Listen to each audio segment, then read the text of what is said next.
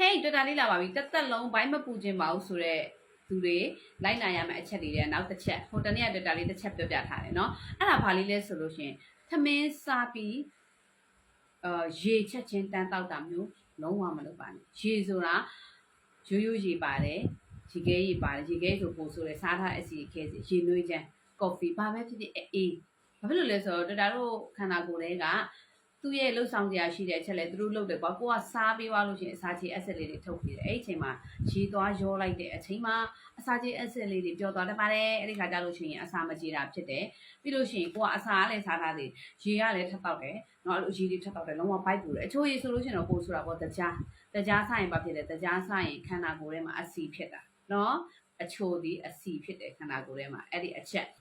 အဲ့အကြောင်းမလို့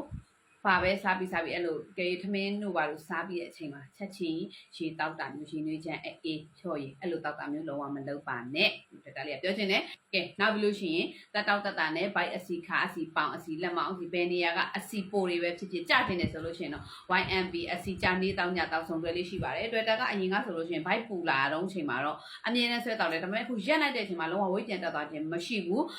အစားအရမ်းများသွားတဲ့နေ့မျိုးမှာထတောက်ပြီးမယ်ဆိုလို့ရှိရင်လည်းရတယ်ပေါင်ချိန် overweight ဖြစ်နေတဲ့သူတွေအတွက်လည်းဒါလေးကအညွှန်းမှန်နီးမှန်ပြောပြတယ်အကယ်၍မှာအသားအရည်ပဲလှခြင်းနဲ့ဒါမှမဟုတ်ဘိုက်ကလေးပဲချက်ခြင်းနဲ့တနေရာလေးပဲကွက်ပြီးတော့